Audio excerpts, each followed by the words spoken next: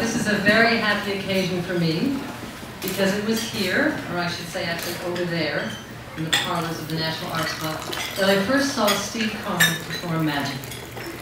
This was a decade ago, remember. Now, I received a postcard in the mail from the National Arts Club inviting people to a noontime magic show. And I called the number on the card. I did love magic even then. And I got a very lovely chap on the phone who turned out to be the magician himself. I was quite surprised, but we chatted a little. I booked a ticket. And then I asked, do you normally perform at the club? No. Well, where do you perform in New York? And what's your venue? Where are you normally? Well, I don't actually have a venue yet. Now, call it a magical leap of faith. But even without seeing Steve perform, I offered to find him a venue where he could perform a show. I was thinking the Carlisle, maybe the Pierre, maybe even the Waldorf-Astoria. So when I saw the noontime show, I knew that my hunch was right.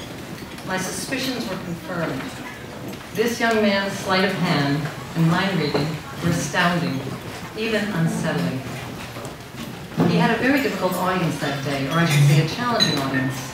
There were all of us, a group of writers and artists, extremely detail-oriented.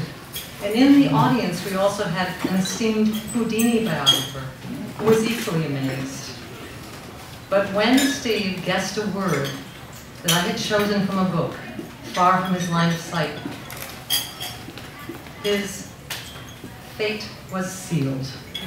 The next morning, I went home, I called my friend at the Waldorf-Astoria, and I said, you need to find a suite where this young man can perform his show. He's incredible.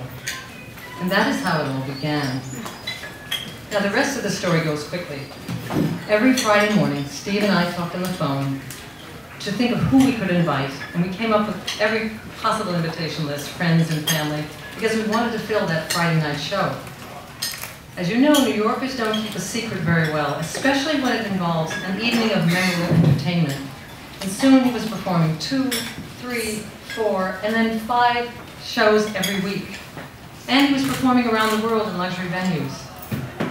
So tonight, I feel as if we've come full circle.